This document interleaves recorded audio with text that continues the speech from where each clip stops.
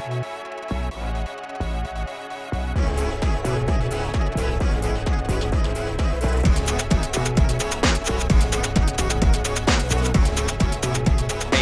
everybody, and welcome in to another episode of Vox and Jed Fight About It. This one is number 56. 56, yeah, one after 55. How are you doing today, Jed?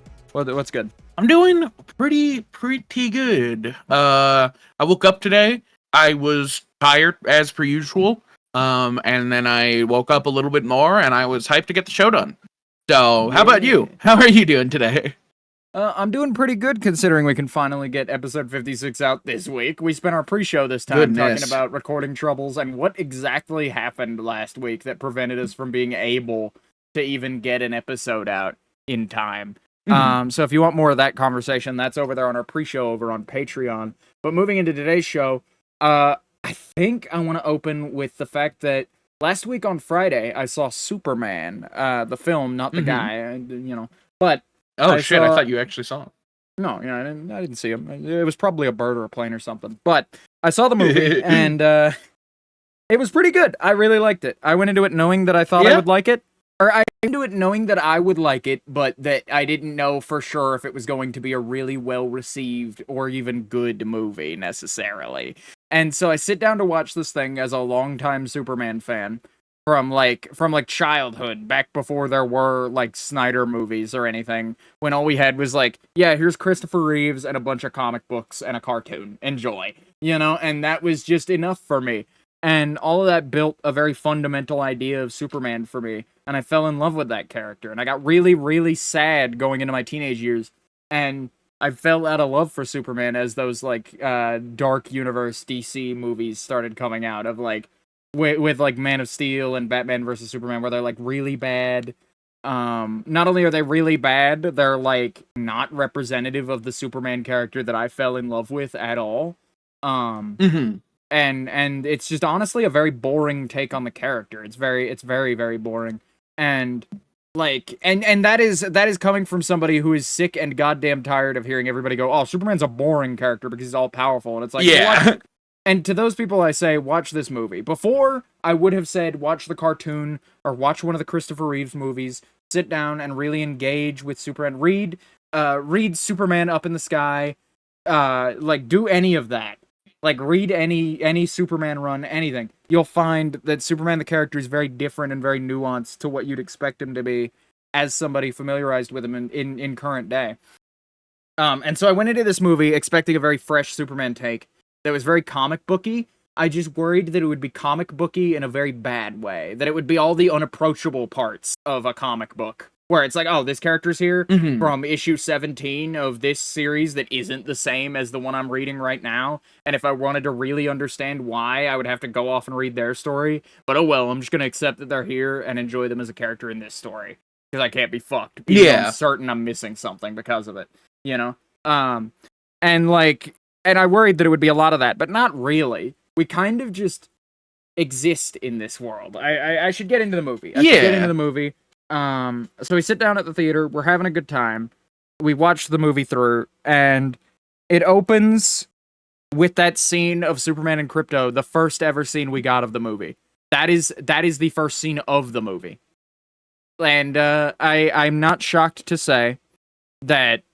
Or I am shocked to say, or I was shocked to find out, I'm not really that shocked anymore, obviously, that based on the trailers, everything in the trailers, barring 2 shots that we had seen in the trailers, are within the first 20 minutes of this movie. Yeah. And that's awesome. Crazy. I love that. That it was they were able to give such a clear and great look at like what this movie would be without spoiling a damned thing, because, they don't have to. They only used clips from the first 20 minutes. And the reason why they were able to get away with that is because this is a movie that kind of just jumps in on Superman. Which I was very worried about when it happened. At the start of the movie, when it first happened, I was like, oh, I don't know how... Because again, comic books and approachability and whatnot was still a concern in my brain at that stage. And so I was like, okay, that's fine. I'm sure it'll be good still. I'll still have fun with it, even if it is unapproachable to someone who doesn't know anything about Superman, And so I got into it, and I started watching it. And I had this epiphany before any other like characters showed up, I had this epiphany 10 minutes into the movie, I think, going, man, this is the most Superman that Superman has ever been. You know, this is genuinely like the most Superman story that we've ever seen on like the big screen. Like even the Christopher Reeves movies don't quite stand up to this in terms of like how much of the heart of like what is the Superman story and what makes it intriguing and what are the aspects that define it casually. Like even down to like aesthetic choices. It's like, no, this is insanely a Superman story. Like you could tell me this is a direct panel-to-panel adaptation of a comic, and I would almost believe you, you know, based on, like, the way that this is storyboarded and shot. Before I saw it, I'd heard many things. One of those things that I had heard was that this is more akin to Sam Raimi's Spider-Man than it is any other comic book movie, and, like, from, like, the DCU onward. And I was like, oh man, I don't know what they mean by that, really. And I know what they mean by that now. Where it's like, they're Lois Lane, you see her in the background of a shot the first time, and you know that that's Lois Lane if you've ever seen Lois Lane in your fucking life. Obviously, Superman has a big fucking blue S on his chest. Mm-hmm. But then they show Lex Luthor, and you know it's Lex Luthor immediately. Even beyond his bald fucking head, you know? Like, it's very obvious that, like, they've gone out of their way to dress these actors up like Superman and like Lois Lane and like Clark Kent even, you know? Like they've gone so far out of their way in the costuming and the design of these characters and the castings of these actors that they've found really good actors who can really, really sell the material, but also people who look astonishingly like the archetypical versions of those characters. And so it was very pleasant to the eye in that way. Of like in the same way that you watch the Sam Raimi Spider-Man movies and go, yeah, that's fucking Aunt May. That couldn't be anybody else. You know? Yeah. And that is unmistakably her. Like really that looks good. like a fucking that looks like her straight out of a panel. J. Jonah Jameson? Yeah, I didn't think he was anybody else. No, that's undeniably that guy, you know? And so it was like those in that way where it was just very, very true to its source material and just held it as like gospel practically, but wasn't afraid to just sort of go, oh yeah, a boy goes off Krypton, boy lands on Earth, boy picked up by farm family, raised as their own Superman, yada yada, here you go, you know, and then we're in the movie. And so we get through this movie. Another thing that I had heard about as the action kicked up, is that this movie in particular is particularly anti-Israel and has a lot of pro-Palestinian sentiments in it. And I was like, oh man, that would be really cool if that was the case. I think people are just reading too far into it. That if this is Fuck Israel the movie, I would love that. But I just don't see a major blockbuster going for that. And having seen it, I can tell you firsthand, nobody's exaggerating when they say that this is Fuck Israel the movie. Genuinely. There is nothing about this movie that doesn't outwardly scream that the IDF are awful and that the Israeli government needs to pay for what they've done and yada yada. Like all of it.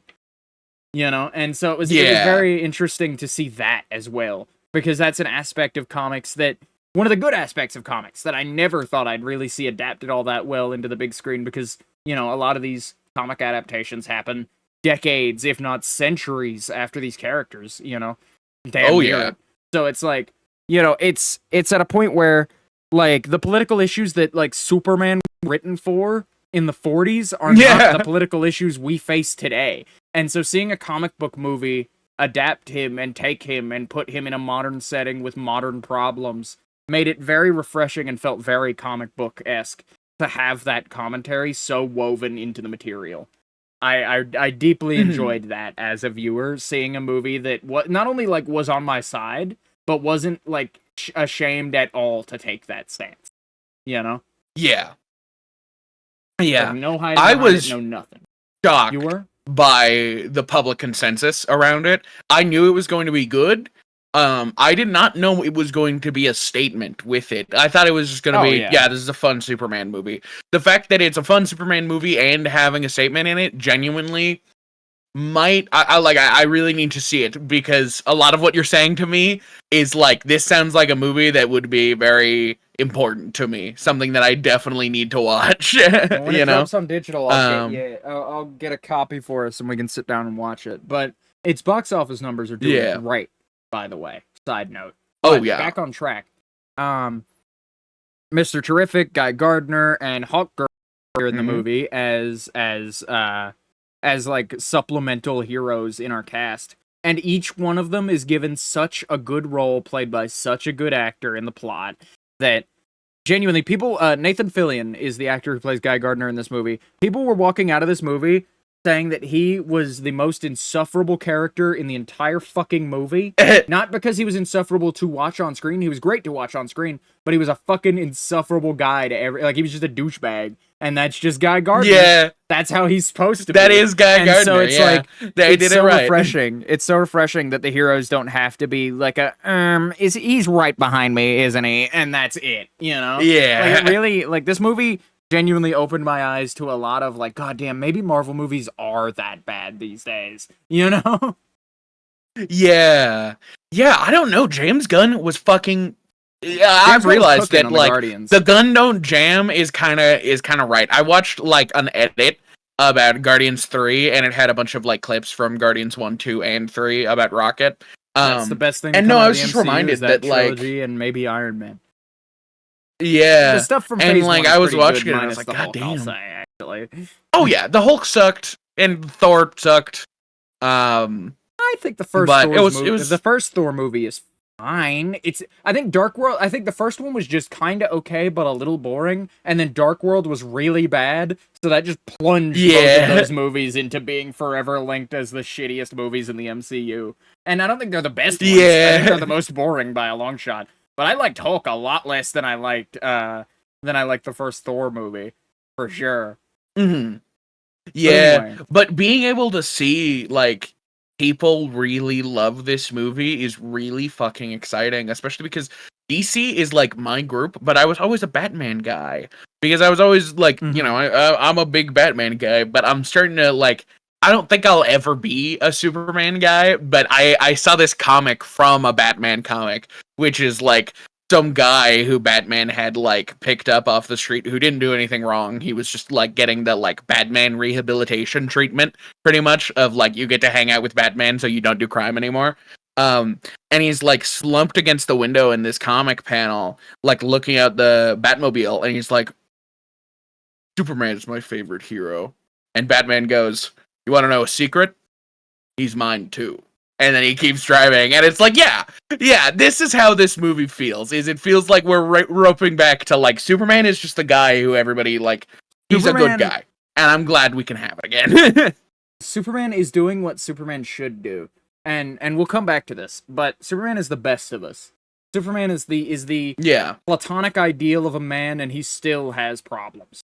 He's not even the platonic ideal of a man. He's just the ideal. He is the Superman in every way, and he still has problems, and he still feels, and he's still in it, and like, you know, very human. And I feel like that's what defines him, really, and I feel like that's what makes him the best of us. I don't know, but is the fact that he can do it despite it. But they introduce these side heroes, and one of them is Mr. Terrific and Hawk Girl and Guy Gardner. But anyway, they show up, and I go, oh, you've got Green Lantern, Mr. Terrific, and Hawk Girl in this. Okay, they're gonna play these as, like, the shitty superheroes while Superman does all the work, right?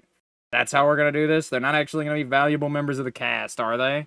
And they were, to my pleasant surprise. I really liked them as characters, and I thought even Mr. Terrific, whose mask is just shaped like a big T on his fucking face, he came out of it being, like, the most cool character in the entire movie.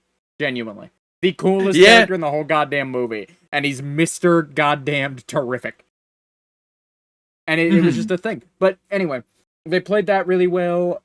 They wrap everything really awesomely into, like, a neat little bow at the end and give us a, hey, you know, that's that. See you later. Thanks for enjoying Superman, you know. And then, like, you go on your way. You get just enough of it, and you go. Like, it's not terribly like, overly long. It doesn't do too much in any department, really. It's just enough, and then it's gone. And that's good. But And it's not that's just the best gone. thing. It's leaving an impact. Like, not only do people walk out of this movie going, that was a good movie, people walk out of this movie better in some cases than they were before, or wanting to be better than they were before. I shit you not. Yeah. I wasn't going to tell this story because I thought it was kind of corny, but now that I've heard everybody else's, like, post-Superman stories, I had a moment where we stepped out of the theater, and we were walking to our car, and the car right beside ours was two guys standing there, hood of their car open, looking really distressed into it. And then I went, oh no, I should help those fucking guys. And then I went, what the fuck can I do for them? I don't know anything about cars. I can't call anybody who can help. And all we have is jumper cables. And if they're looking around and fiddling with shit like that, clearly it's not a jump issue. You know? Yeah. And they had a much bigger vehicle vehicle than ours. But, like, I had to catch myself damn near walking over to these people to ask if they need help without considering it first. And that is something that I would not have done without having just seen this movie. You know, I would have just gone, guy's having car trouble, poor guy, anyway. You know, and moved on with my day. But, like, until I realized I couldn't help, I was very down to help immediately. It puts you in a very hopeful spirit, you know, this movie. Yeah, Superman I'm really glad that we're getting this back a little bit of, like, maybe not back, because it never really was there. For the longest time, in the 60s up to, you know, now, there have been a lot of movies about big, strong men who are cool and do it, but I'm glad that we're starting to switch to the men in media who we respect on a daily basis are people like Superman and Uncle Iroh and people like that who have compassion and kindness far more than they are gruff people. And I'm really glad that we're getting more of that again. I'm glad because it really felt like masculinity with political shit started shifting in this weird, like, gruff, oorah American way. And it's nice that we're having like a whole culture back a little bit. We're allowed to have good men in media. And I'm happy about that. I'm really happy about that. And I'm the shocked fact that like Superman is literally saving a generation of people. Like not like saving all of them, of course, but there are a lot of people who are like, yeah, no, like I've heard a lot of stories like mine, but that end a little better with like, oh yeah, I helped somebody across the street today, or like I did this or that because I saw Superman this week, you know, and I was like, what would Superman do, you know, and it's. I like that Superman. I like that it's cool to like Superman again. Frankly, I like that too. Like that's other than like his positive impact. But I like that it's so cool to like Superman that we're helping old ladies across the street because that's what Superman does, and that's the right thing to be doing. You know, like I genuinely like this conversation makes me want to get a Superman patch for my punk jacket. Like that, I like really want that now. I think you should get the Superman, the like red and black Superman logo specifically. I think you should get that one. Yeah. They make one in like bright red, but like with like black or navy behind it. That's the classic logo, well. Yeah. Yeah. But like I mean, yeah. They have it in like the simplified design, like the movie though. So it's like the sort of like Superman really? Beyond logo where it's just like the simplified S, which I really like, by the way. A lot of people are saying like, oh man, it's really weird that they're using like a separate Superman's logo on base Clark Kent Superman. But honestly, I think as a Kryptonian symbol, dude, that's just a fucking S and a diamond. Come on. You know, at least this is like something I could believe that is an alien symbol that kinda looks like an S. You know? Yeah, exactly. Like it looks like enough like an S to sell that, and enough like an alien glyph to sell that too. Anyway, like you don't know? You had said it's weird that Superman is what saves the generation, but like this is gonna get a little bit sappy. But unironically, this movie has helped me quite a bit because when I grew up, I know, and that's what's crazy is that it's just the culture around it. When I grew up, a lot of masculinity. I had lost a grandfather to me, very close to me, and a lot of my masculinity came from my father, who I don't get along with great, for reasons that I think we've talked about on the show in the past, but it doesn't matter. And we don't gotta get all of that. The fact that we're allowed, there's a new masculinity that is being reintroduced to culture that I think that being masculine is being compassionate and being kind and helping when needed and all those things. And like, I'm glad that we're pulling that back. I'm glad that we're able to have that in our culture again, because I felt so upset with myself for feeling like I was a masculine person almost. And that's a weird thing. I rarely ever talk about it because it was such like a brief moment in my teenage years of like, hey, am I a man? Because I don't necessarily agree with what quote unquote men are doing. And it's nice to have more representation for people younger than me who might be experiencing that, to say like, yeah, I'm a man. I'm, and being a man is compassionate. And I like that. I like that a lot. Me too. But anyway. But you wanted to talk specifically about something. Yeah. But I'll give a little bit of preview here. There's a scene in the movie where Lois and Superman are having like an argument, and Lois mentions that like, oh man, I was very punk rock when I was a kid, and I don't think that that's how we're different, you and me, is that I was very punk rock, and so now I'm very cynical, and I'm very like on top of things, and I'm very like investigative and hard, like slow to trust. And you trust everybody and treat everybody kindly until they fuck you, and even when they do, you're still nice to them, to paraphrase. And then Superman's response is, well, maybe that's the real punk rock. And I think that's the corniest fucking thing you could say, but it is. It works because it's Superman, and he said it with such earnesty that, like, you can't not agree with him, where it's like, man, yeah, man, fuck yeah. But that's had sort of a positive impact on people in the punk community as well, and the view on being a punk in general, which is something you self-describe as well. So I wanted to see what your opinions on that were, because you mentioned pre-show that you had a lot to say about that specifically. So what's your piece?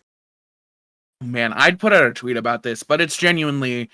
So, punk, of course, there's a lot of weird roots to punk, and a lot of them aren't great. A lot of them started in the 60s, in the 50s, of I don't like my parents. What didn't my parents like? Oh, they were in World War II. Let's use the symbolism from the people they fought in World War II to piss them off. And that's a bad part of punk. But punk did evolve into this ideology about rebelling and helping people up and being kind, and still not quite accepting things as they are and questioning them, but still helping people when it's needed. And I'm fucking so grateful that there's some media now that somebody can turn to look at that. Because I've had a lot of those ideologies, and they all formed from looking into them, on my own time and getting into punk culture and punk communities like that. So having something that I can turn to and be like, yeah, Superman is punk. I would agree with that. It's corny. Yeah, he's a corny motherfucker.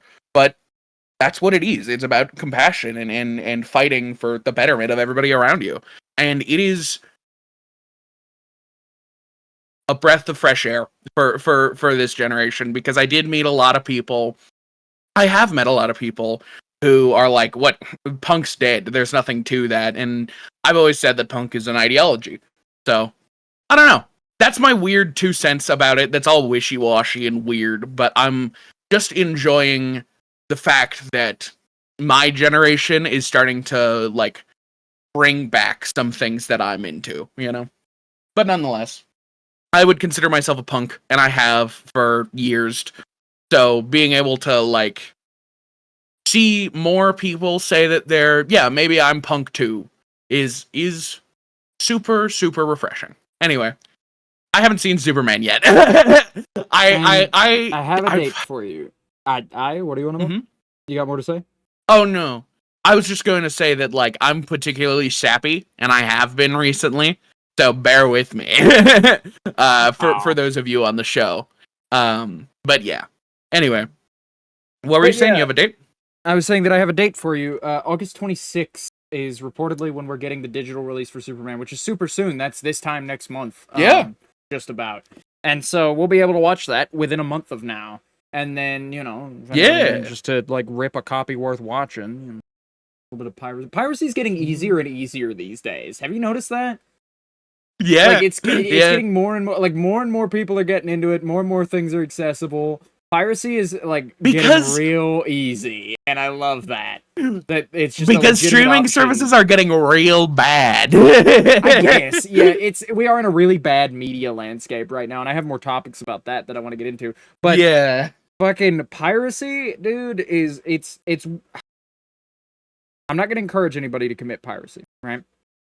I'll encourage you to buy physical media, and I'll encourage you to dump that physical media.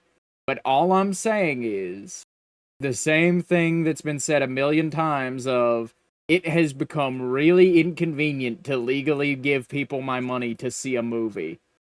These days, it's way easier to steal the movie than it is. Like, it's way easier to commit piracy, a crime, than it is to legally acquire a lot of pieces of media. And so, like, these days, I don't even do the hunting.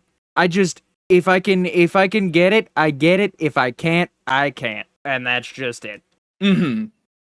Yeah, because there's no real point, man. Like, at this point, I mean, not that I'm speaking from experience, quote unquote, but listen, man, you go into the Pirates Bay, you'll find fucking anything. You don't have to search it these days. Hypothetically, you could go into the Pirates Bay and find fucking anything. In theory, you install Qbit torrent, you fucking open the Pirates Bay, you kick on a VPN if you got one, and you type the name of whatever you want in, and you hit the fucking first button, and you got it within 10 minutes. Exactly. Hypothetically, no, like hypothetically. We're not encouraging anybody to do anything. We're just saying it's very easy to do. It's just a factual statement about the situation.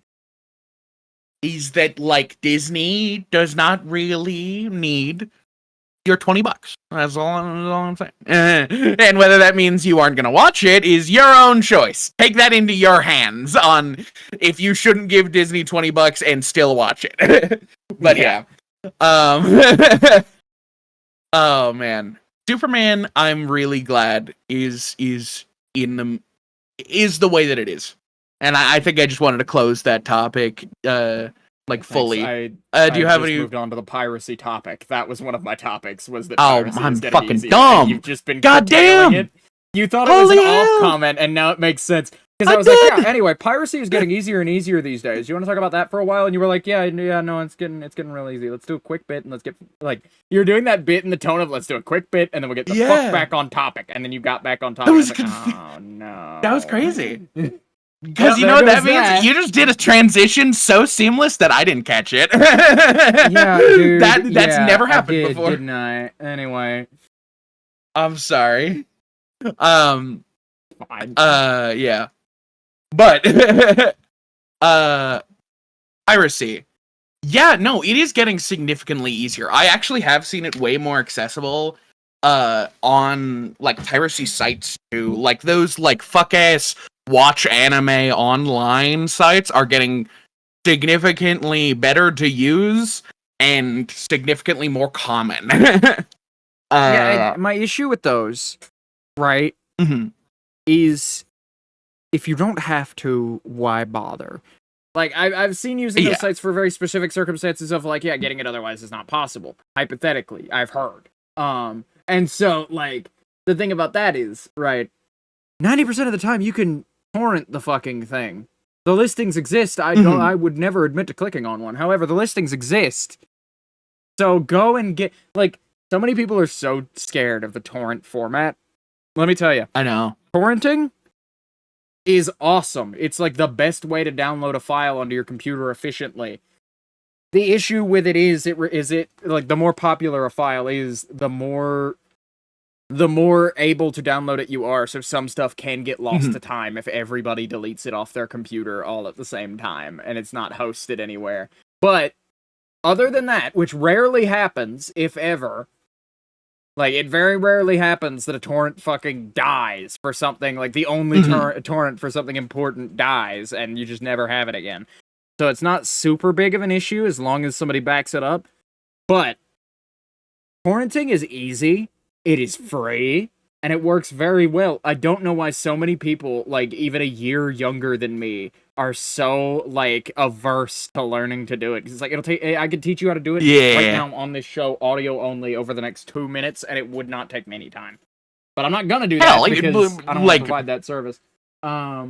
and be a boring Yeah. asshole doing a fucking tutorial in the middle of the podcast. But, you know. That's Good God. God. Torrenting is good. Torrenting is good, and it works well, and people seem really averse to it as a format. And I get it does look kind of scary, but like, honestly, my point is that I get a TikTok once a month that's like, "Oh no, watchmovies.pp is down.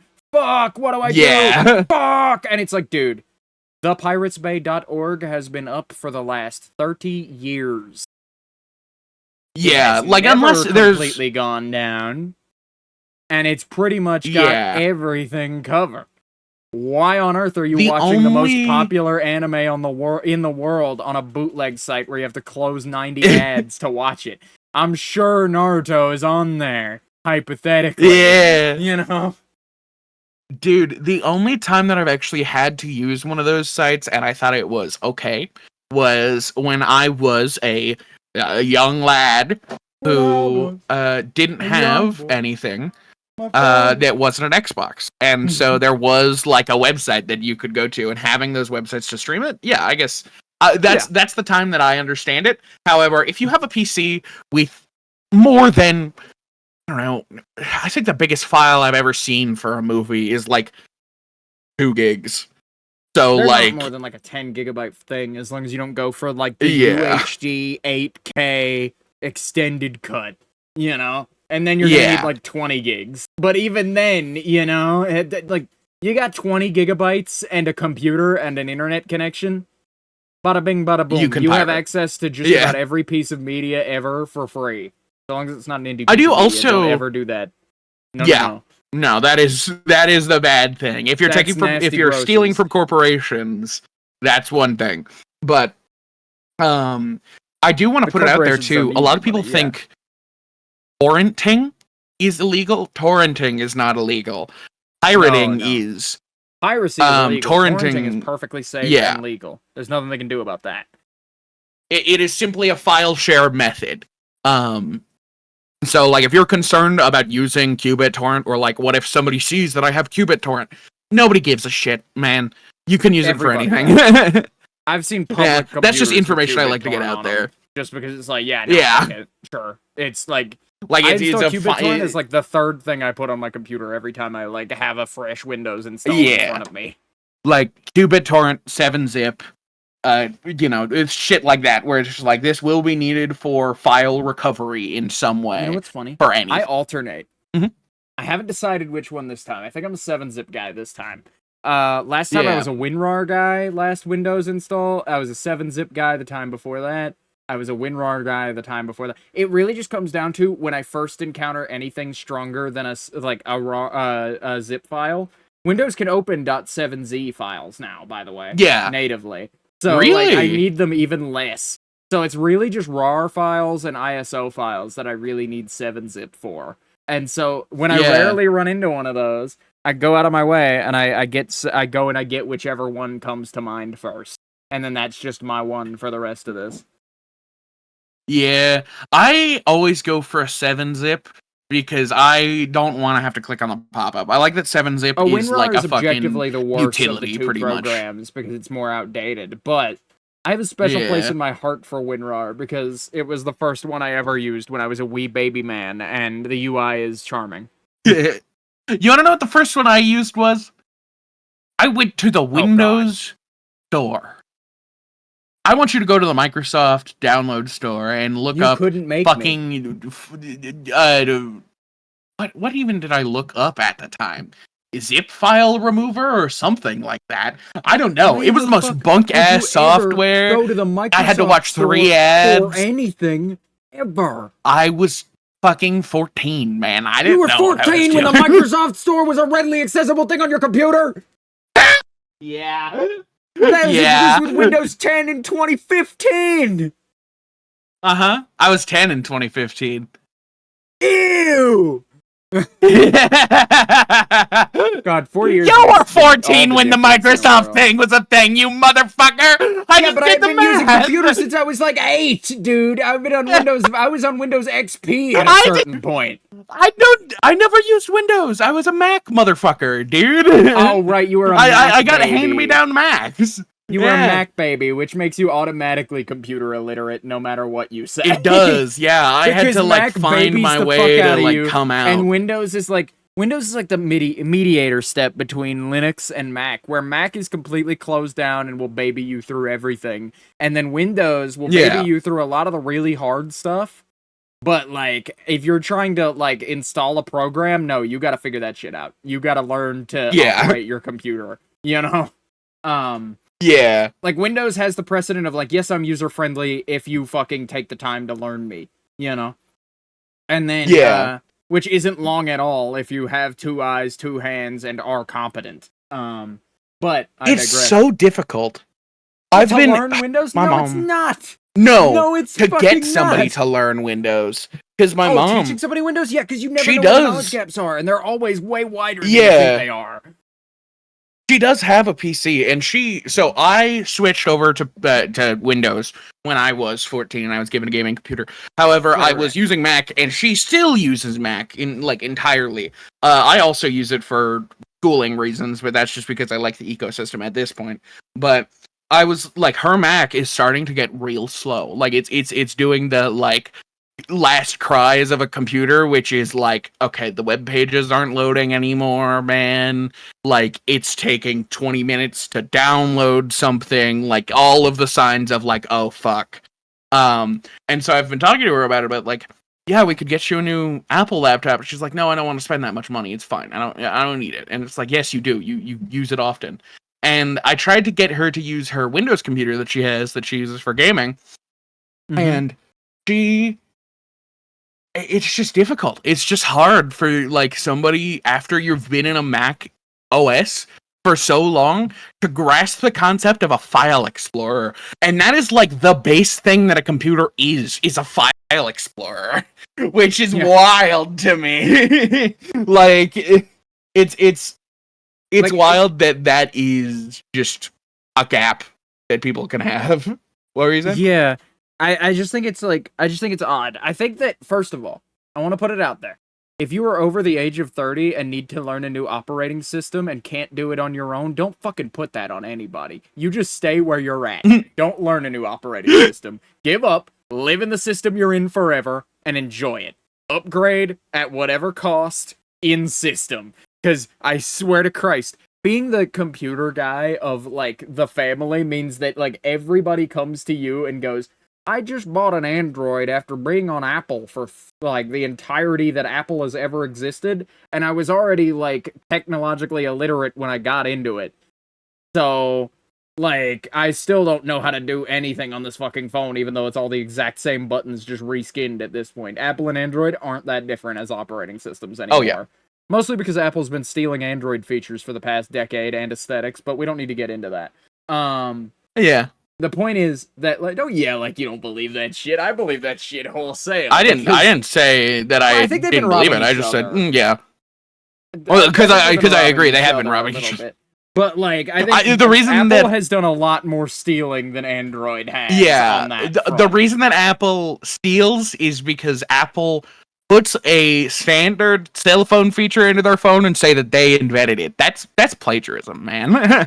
That's why it's stealing more than, like, I give a shit that my phone has more features, you know. But yeah, Apple does steal. But they've all just become, over the years, all these phone OSs have just become amalgamated versions of each other, where it's like, if you know how to do it on one of them, you know how to do it on all of them, practically.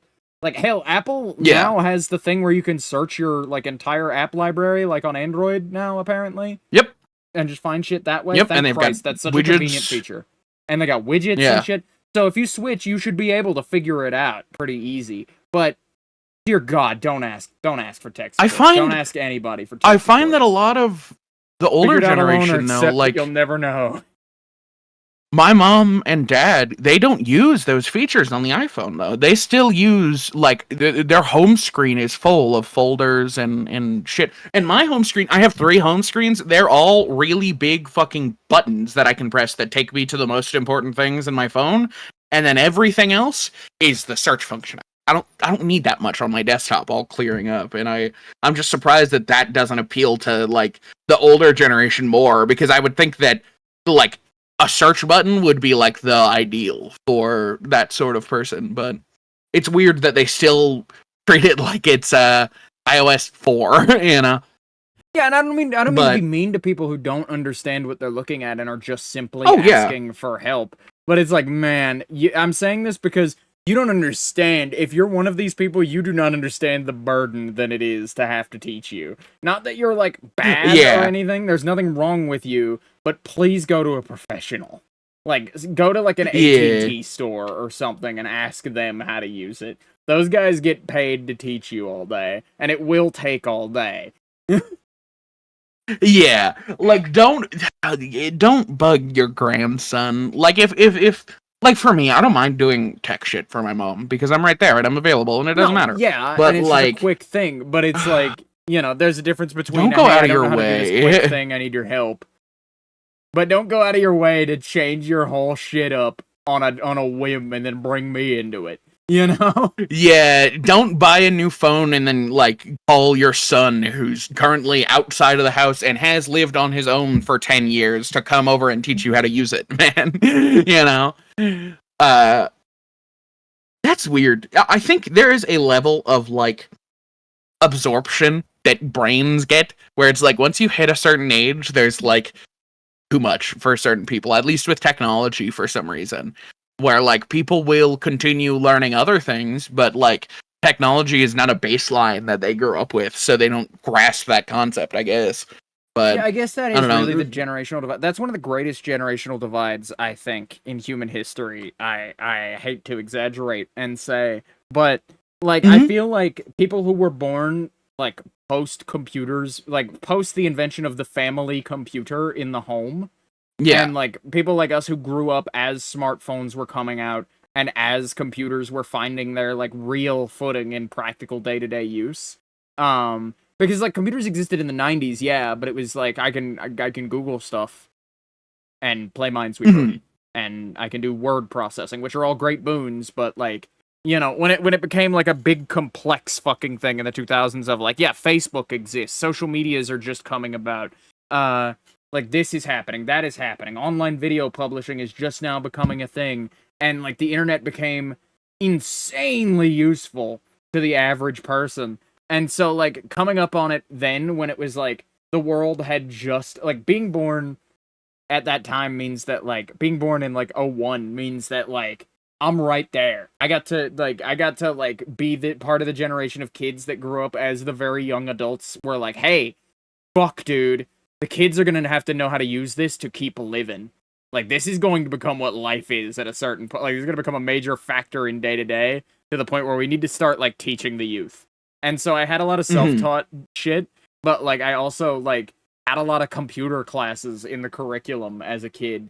And so, like, I got a lot of learned experience that way at a very young age. And you're right, the brain does absorb less, you know, as time goes on. But it does plateau out at a certain point. But it's just like, if you pick this shit up, like I did when it was like, yeah, no, I was safely browsing the internet at 8 years old, sure. You know, probably shouldn't have been, totally shouldn't have been, based on some of the shit that I saw. But, you know, like, the amount of, because, like, the internet was a wild place back then. You could just see a gore video just going about your business. You know, because it was that poorly moderated. Yeah. Just, like, it's like maybe 8,000 people would see it at most, so it wasn't very well moderated. And nowadays, it's like, yeah, no, millions of people are on Reddit every day, dude. You can't just post a cow getting run over, you know? Yeah. Or some shit like that. But, like, coming up when I did give me the very, very special boon of, like, hey, like, you just get the fundamentals. Like, you just understand the base of how this operates enough to, like, be able to continue learning for a new system whenever the new system comes along. You know, and I guess, like, older generations miss those fundamentals, or just don't have them at all for like that specific like navigating a digital UI and whatnot, sort of like navigating a digital ecosystem at all sort of skill set just is foreign to them in a lot of cases. And so, I think that's just genuinely what it comes down to. I think it comes down to as well, like last night, I had this moment where I put this half of a Chili's burger into the microwave, and I told you about this, Fox, but I put half of a Chili's burger into the microwave. No, we were talking about this. And I put it in there, and I started for 2 minutes, and I pull it out, and I think about it, and I'm like, no wonder people in the 50s fucking hated this thing, and some of the older generation won't fucking use it, because you put something in there, and the exact same way that you put it in there, it comes out just hotter. That shit's terrifying. How did it do that? There's no fire. The inside of the microwave doesn't feel hot. The plate doesn't feel hot. Why is the burger? What happened? And because we grew up where it's like, yeah, that's the microwave, dude. That's how it works. It doesn't heat up the plate, it heats up the food. That's how a microwave works. Because computers have turned into common sense for our generation, and I don't think it's that we're particularly tech savvy. It's just that, like, when you are around something long enough, it makes sense to you, I guess. Or at least if you just appeared and it was there. It's, like, not as it is today, in that, like, I feel like a child in the current landscape has it a lot better than we do on a baseline, learn the fundamentals. Well, they have it a lot worse, because now it's a lot more lockdown systems. But, like, children are able to, like, I've seen, like, 2-year-olds operate, and I've seen 2-year-olds operate a Google search bar on an iPad with no physical buttons and actually type words into the search bar to get what they want. But they don't know how to spell yet. They couldn't read what they just wrote for you. But they know that series of inputs gets you that, and that's what they're after. And that's just insane to me that, like, it's becoming, like, for us, like, generationally, because it was just a fact of life, like, for me, it was, like, it was early enough on that, like, you still had to hard way learn everything, and like, some things were inaccessible, and so it was a lot less, and, like, it was very expensive to get into, and so, like, having a family computer is about as far as it went. So, like, really, I just, like, again, computers are common sense to us, but to a kid born in 2020, like, computers are second nature. They just are. Like, you just come out of the womb, practically, with the ability to comprehend and understand that, yeah, I pressed this button and that happened. Like, with the ability to just get that. And I just feel like that's a notable part of human brain evolution of some kind. Like, something has to have drastically changed. Because it's like, I don't feel like any other 2-year-old of any other generation in isolation in a vacuum would be able to operate a goddamn iPad. I just think it's like exposure since birth gives you some kind of like leg up on that. Because I guess the leg up is that you're an infant and you take shit in easier than literally anything ever. Everything's new to you. So the fact that there's a light box that makes sound and noises isn't anything. There's no thought behind it. It's just, it's the same whoa as an old shoe would give that's you what first, and then boom, that's the thing that exists, and it does this. There it is. Like, and so that's I realized that I was just thinking about it, and like, I've noticed that even between like me and you, there's a generational divide in technology to some degree, because like, I hear from a lot of like my mom's generation and people older than me about like cameras were the thing that came to mind recently. Where cameras, like photographs, they aren't the same thing in my head, I don't think, as it is to every other person, because a photograph now is like just a thing that is, like, it's everywhere. There's billions of them are taken a day, and there will be billions more. And it's like, I grew up with pictures being such an oversaturated thing that I've been watching, I've been rewatching some Technology Connections videos that are like, yeah, here's how the first camera was, like, developed, and here's how you develop the film, and here's how you go through this. And it's kind of this moment of, like, pictures meant something different to the generation before me. And I'm old, like, I'm knowledgeable enough to know that I'm not, like, fucking, well, what are you, stupid? That's what a picture is. I'm not, like, a dickhead. I understand that is how it was in the past. It's just a subconscious thought.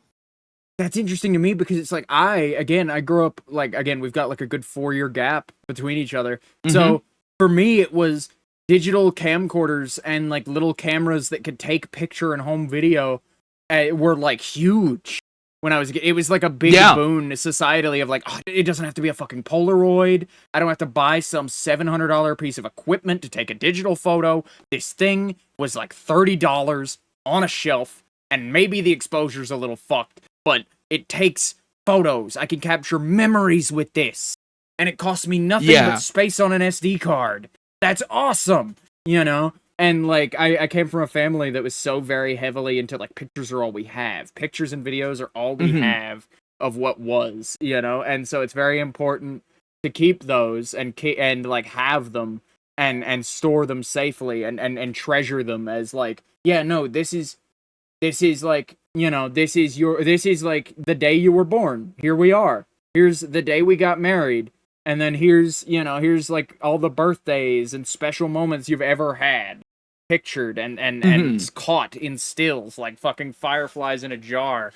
And it was such a huge thing that like that imprint, like even after the invention of social media where we're all just taking pictures of our food and shit and just taking selfies on the daily, you know, like that era didn't spoil that at all for me. Because I had already, like, gotten this fundamental grasp on, like, a photograph can be a silly little... Like, it instilled that, like, yeah, okay, maybe a photograph doesn't have to be important every time. But a photograph can be, like, something really special. A photograph can mean things. A photograph can be...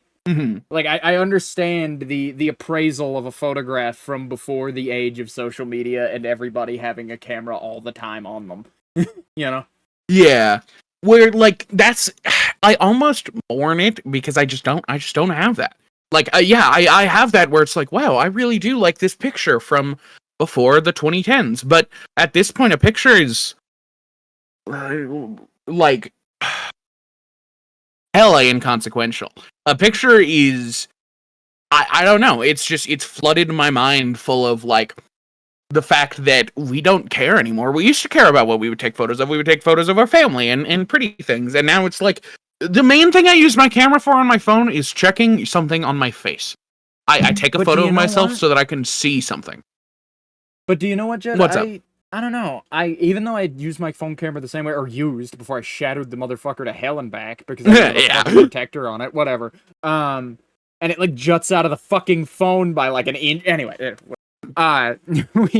before then, I get these Google memories, and like before then, I would use it for the same thing. I felt like of just like, yeah, I'll take a stupid fucking picture of my cat, and then I'll take a fucking like, I think I've got a weird zit on my face. Let me get a good picture of that, and then check it out. You know, and like I do have a lot of those on my camera roll, but Google Photos does this thing where it'll just go, hey, here's a bunch of memories, and it's like, oh man, from my vacation, I loved that vacation. Oh, there's my cats when they were just kittens. That's cute. There's my dog that passed away a couple years ago. Or like last year, and then here's a picture from like my first date with my husband, and here's the day we got married, you know, and it's like I still have those. There's just there's some weird shit on my like back molars. Let me take an inside photo of my goddamned mouth. You know, there's plenty of that in there too. But I feel like I'd argue that I catch way more precious moments while photos mean a lot less when being taken. You know, like, the fact that I'm a lot less careless about what gets a photograph, or, like, what is deserving of being a photograph, that bar being lower means I catch a lot more things that, in hindsight, would have met that bar if it were higher, you know? Yeah. Yeah. I don't know. I just think that's a funny thing, because that is the one, like, as I've gotten older, that is something that I've noticed that is a psychological difference that I will never get past. Because, like, as a kid, I spent a lot of my time trying to figure out, like, how to be more like an adult and how to be treated respectfully and things like that, and how to treat people respectfully. That, like, I tried to think like everybody, and this was the thing that, like, stumped me recently of, like, dude, this is something that I am just too young for. My subconscious cannot process pictures the same way that you guys do. And I think that's really interesting that is just, like, technology is the reason for that, like, entirely. But yeah, and I'm sure that's not the case for all of people my age. Like that partially comes from a mindset. You know, I'm sure there's somebody. There are still photographers. There are still people who care about that. It's just that it's a different thing now. But yeah, how the fuck did we get here? Piracy? Were we at We were piracy? talking about piracy, and then we were talking about like how young people don't pirate things anymore, and then we got on about how old people don't use aren't able to use technology effectively due to a thing, and then we got here. Do you need another recap of the last 50 minutes of the show, or can we move? Yeah, let's go. All right, what do you got? Throw us a topic. Oh man. Well, on the pre-show, I had mentioned, because you had mentioned that you had saw Superman on Thursday. Oh, right, and yeah. while you were out seeing Superman, which would have been a day we recorded, I decided to do something else, and I decided to sit down and watch a movie with my mom. And she has been wanting to watch Ocean's 11 with me for like a while. It's just a movie she enjoys, and it's on Netflix. So every time we see it, she's like, "Do you want to watch Ocean's 11?" And I'm always like, "Not right now," just because it's like very rarely do I wake up and it's like, yeah, 2-hour movies on my docket. But like I ended up watching it, and goddamn, it's been a while since I have seen a movie that is so culturally relevant that like it I recognize its tropes that it's made, because like a lot of that you get that a lot when you're younger, of like, oh, you haven't seen fucking I don't know. The first thing that came to mind was Spaceballs, because I had that moment with my family. But like, oh, you haven't seen X thing. We need to see that. That is something you need to see to understand some culture. And Ocean's 11 was something that I skipped. And so seeing it was really fun. It made it like, holy shit, this is the best movie of this type ever. Because all of the other movies made after it were tropes of this movie. So this is like the purest form. And it was good. I had a really fun time with it. I didn't have anything spoiled about it either, surprisingly. But I honestly didn't know anything about the movie prior. I knew it was about a casino heist. But I had a really good time with it. How long has it been since you've seen Oceans? Long enough, but it's one of those movies like Star Wars that you see it once and you've seen it a goddamn enough. I hate to be that guy about it, but it's like, dude, again, like you said, it's one of these culturally relevant movies, and so like it gets referenced in other media a lot, in like parody and in like just repeating of its tropes or in reference, and so like through all these mediums, you end up seeing Ocean's 11 about 10 times a year, you know? Yeah. Yeah. And so like, I guess I haven't actually gone back to Ocean's 11 in a very long time. I guess that's a very I don't know, it's a nice experience to have, because I got to have the reverse of what you had, because you saw Ocean's 11 and then saw all the tropes from it, and I saw all the tropes from it and then saw Ocean's 11. So I'm not surprised that that's how you feel about it, because I think that's how I would feel about it too, where it's like, yeah, it was a good movie. I don't think I would ever need to watch it again, because like I do understand it now. It's also one of those movies that I don't think works unless you don't know what's happening. But yeah, I had a very good time with it. There was a young, not Brad Pitt. He plays Loki in kind of Hiddleston? in Thor Ragnarok. No, no, but Loki from Matt Damon, dude. Matt Damon. I forgot his name, man. I forgot Matt Damon. Yeah, he's in that movie. And he is a very good actor. I've grown to really like him since seeing Dogma and the other movies that he's been in. Oh yeah, I really need to see Good Will Hunting. Real good. You do. Good Will Hunting's a really good movie. I think you would enjoy it. It's another very sappy, heartfelt movie, so it might be a right time, right place thing for you at some stage soon. But yeah. Anyway, about Ocean's 11, do you have anything to say about Ocean's 11? So I thought it was a very... I thought it was a fun take on the heist movie, where it just is the pure heist movie, but I kept watching it and expecting more, again, because I'm used to tropes that come from this movie and not this movie. So it felt kind of underwhelming to me, just because of that. Of like, so it is just like it's a little bit more straightforward than I thought it was. Oh, okay. I was over complicating this. But Other than that, I thought it was a good movie. I want to see the rest of them, but I don't have a ton to say about it. It's a culturally relevant movie. Well, because But I no. just realized that we had gotten to. I saw Ocean's 11 recently. It was culturally relevant. It was culturally relevant. It was good. I've seen Yeah. Ocean's 11 recently. Fox, when's the last time you saw it? Not recently, but it is culturally relevant. Yes, it is culturally relevant. Yeah. It's got that guy in it. Matt Damon? Yeah, Matt Damon. It's got Matt Damon in it. And I was like, man, we've been talking about this movie for 30 minutes, and that's all we said about it. Can we please get an actual topic out of it? God damn. But I really like I Matt have Damon. a lot really more like to say Matt about it. But like, if you have more to say, go ahead. We were just kind of spinning our fucking No, wheels for a minute there. I had a lot more to say about it. This is a topic that was from last week's episode that, like, just now that it's been a week, it's not fresh enough for me to have more thoughts on it, and Right. I should have taken it off the list. But you know, it happens. Do you have anything? Do I have anything? Yeah, actually, weird thing. I woke up this morning and I did something really, really strange for me. Oh yeah. I immediately went to Reddit, or not went to Reddit, but went to Google and then Ooh. used Reddit because that's like the first thing that like it's the only way that Google fucking works anymore. And so I go and I go and I find a good Reddit post and I find something worth following, and I now have an exercise routine, and boy did it change my fucking day out. I woke up this morning and I was like, man, I want to start exercising. I'm starting to put on some weight that I feel like I could cut. Not like weight enough to be self-conscious enough about, but it's like I'm not a scrawny teenager anymore. I have a block of marble in the form of fat here to sculpt. Let me start sculpting it. Let me start putting some work in and see if I can tone it down just a little, like tone it in just a little bit and have it look really nice and like be really proud of my figure.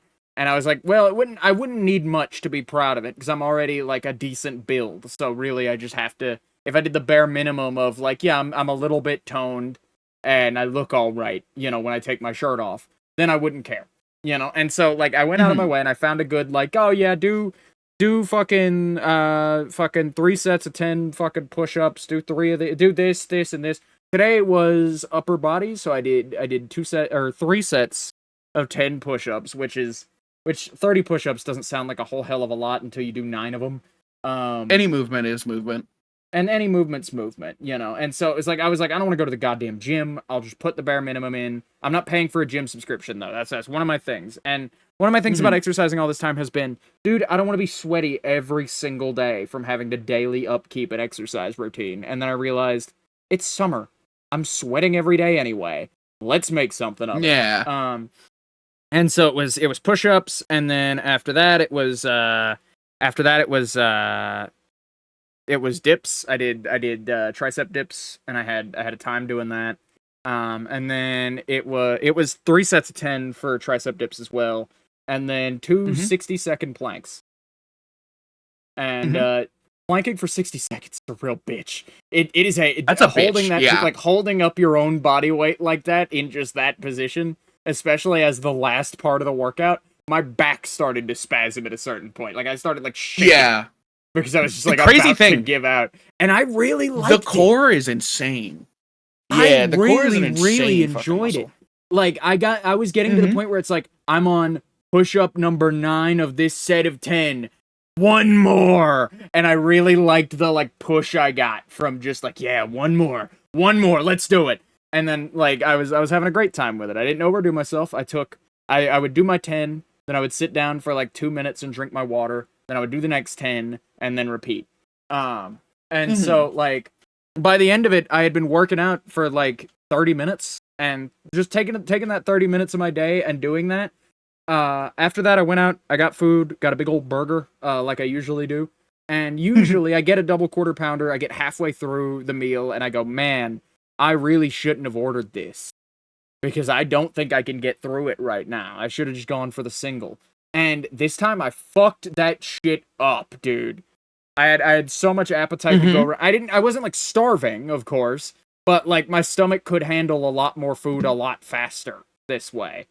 Like it clearly, and it's put me on a more productive path to start the morning with a workout. Like that helped. That helped me like kick myself into gear to like, okay, I'm gonna do this. and then I'm gonna sit down and get some work done real quick, and then we're gonna run and go get the groceries and stuff that we need, and then I'm gonna come back and record the show, and then we're gonna be bing bang boom done. And I like right before the show was the first time I felt any fatigue at all today, and I was able to push through it the same way. I'm just like, all right, one more thing, let's go. And it's really helping my morale, it's helping my spirits, and it's been a day. It just was a way to shake up my morning. My arms are weak, unfortunately. I've gotten to the point where like putting my arms above my head kind of fucking hurts, but it's good to hurt. I feel very refreshed for it. I like the pain. I'm enjoying it. And so I'm hoping that that's something. I mentioned that today because it's like, yeah, dude, sure, fucking, you worked out one day. Let's see if that keeps up. But I'm mentioning it today specifically because I plan to upkeep it because it honestly was not all that hard, and I had a good time with it, and it still I was in pain by the end of it, and definitely sweating and definitely exhausted from that, but like not physically, or only physically, not mentally. I was able to work like mentally. I felt like I was like refreshed and ready to go, you know. And so I'm hoping that those factors combined mean that I will have the motivation to work it into my routine, and then once it's in my routine, it's 100% set to stay, pretty much, and then bada bing, bada boom, I can start doing fitness updates on the podcast. That's the hope. But I'm hoping nice to get in real nice shape by like the end of fall, in like a few months. Yeah, be in a shape I can be proud of. You would? Yeah, I would join you. I've got a lot of other stuff, health wise, that needs to be sorted before I can. Oh yeah, no. But get on that train. I'm here for you. But oh man, it's good. It's real good. Because I've been on that for a while where it's like, well, I have reasons right now why I shouldn't be working out. Nothing like health-wise this time, but it's like, well, it gets really hot lately, and so that would make it unideal. And it's like, oh, well, I'll do it in the mornings then. I'll wake up in the morning, and I'll go exercise, and then I'll, like, fucking get a shower, and by the time I'm done with all that, it'll be about the time I would normally wake up at, like, noon, you know? But now it's like, oh, that's solved. Oh, but it's summer. Aren't you supposed to be fit in the summer and then like work through the winter to be fit in the summer and then maintain it? It's like, no, you need this year round anyway. Start here. Doesn't matter if this would be an ideal time to start for any reason. I just was like, I know if for me personally that like if I kept holding on to like I can't because this or that or I shouldn't yet, that like I was just gonna be there forever. And so I've gotten to the point where it's like, yeah, no, I'm just going to do it. I'm just going to do it. And so I'm glad I'm doing it. And I'm real happy for myself. And I'm really hoping that mentioning on the show will be the last final nail in the coffin for me not exercising. And then I'll really like hone into that shit and do it. But maybe I'll come back next week and say that I failed and that I dropped out of it and that I suck. And those will be my exact words on the subject if I do as humiliation ritual for giving it up. Anyway, that was my workout talk. I'm in a good spot with it, and even though it's like day one, it's, you know, it's something I've been thinking of across the last week. I just didn't expect today to be the day where I would just fucking do it and get up and start, you know? That's kind of how it hits you, and you gotta start that way. Yeah, no, I'm happy to be here, and I'm happy to be doing it, and I'm excited to be in shape. I'm happy. I'm really happy for you because you have mentioned in the past how you want to get in shape, but like I did see it in like the difference between you and I is that like when I say I want to get in shape, it's like fuck me, I'm fat, I want to get in shape, and for you it was a lot more like it's just something that casual, like would be better for me. Yeah, I would like to be in better shape for both my like physical look and my health. It's a lot of health stuff of just like I live a very sedentary lifestyle. Like I am at my desk 8 hours a day minimum. And so, like, not minimum, but, like, on average. And so it's, like, that's not great for the body. And I don't eat great either. So I need to start making some choices that are better for my body so that I don't have as many, like, little, like, gut problems and fucking muscle aches and shit from very basic garbage, you know? And I've gotten to the point where I'm doing a lot of things and stuff that we won't really get into a lot of detail on, but I've got a lot of plans coming up we've got a lot of plans coming up, especially for things that I know I am capable of, but I don't know if I'm going to have the wherewithal to commit to. And so I'm kind of testing myself a little bit with this and a few other things of just like, well, what are some other much less consequential things in my life that I've wanted for a while that I've just never had the gumption to get up and actually commit myself to. And that's one of them. And so I was like, fuck it. I got the spare time. I've got the spare energy. I could use the extra, like, boon to my fucking health. So let's do it, you know? And I'm very happy with myself. Yeah. Yeah. I don't have a ton to add, just because, again, I have, like, I'm having a health moment. I would have had a lot to add the week that I started having health issues. Because, do you remember, I also had, like, a manic, I'm working out now. This is what's happening. It's gonna be great. And then I crashed. But yours won't crash because yours is actually healthy. Yeah, is what I was trying to get at. Mine was like, I've been working up to this for a week, and today was just the day that I went, wake up, fuck it, let's go. You know? Yeah. And so I'm hoping. I think that's really good. That, like, routines don't start till you start them. And so I kind of have to start. And so, like, if I'm gonna start, I'm gonna start right now. Let's fucking do it. You know, and that's where I'm at with it. I'm real happy with that. And that's about all I have to say on the subject. But, man, do I feel good. Man, it like, changes your day in, like, a very major way, at least for me. And I don't know. I'm feeling real good for it. Yeah. But. Yeah, and you will be over the next few days until you get to day 3, and then you're gonna feel like shit. You're gonna feel like big shit. Day. Day 1 today is upper body. Tomorrow's lower body, and then lower body, legs inclusive. And then there's a rest day, and then it's full body workouts, and then a rest day, and then repeat. Yeah. My other issue that I have with working out that I've found is that I am like such a particular motherfucker. Where, like, the workout routine that I had built for myself on that day that I went manic was fucking insane. Like, it wasn't hard. It was just, like, I had to make sure that I got every muscle group. I was doing trainer shit for myself, yeah. And that's what I like, it's good that you're just going for, like... Is, like, that's what I've tried in the past, and that's what stopped me, is just, like, yeah, I need to do a little bit of this, and there's, like, a 20-step thing that'll have me exercising for, like, 3 hours, but I'm sure I can handle it, and then it sucks, and then I go, fuck this shit, I bit off more than I could chew with this, I need to back up, maybe this isn't for me. And taking it in these small doses like this, where it's like, yeah, I'm only doing total 30 push-ups, 30 push-ups, 30 dips, and then, like, 2 minutes of planking, sure, but, like, over time, that's going to scale with me. I'm going to be able to do, okay, well, let's do 4 sets of 10 or 3 sets of 15 instead, you know? And then move up from there as I feel appropriate, and once this stops being that challenging for me. And that's really all you need, because, like, motion is motion to a certain point. If you want to be, like, peak physical condition, yeah, you probably should get on some fucking gym equipment and go. But if you're somebody like me who just wants to be in nominally good shape and, like, look really good for it, that's really all you need. It's just the, like, basic exercises you can do at home, you know? Yeah. Yeah. I don't know.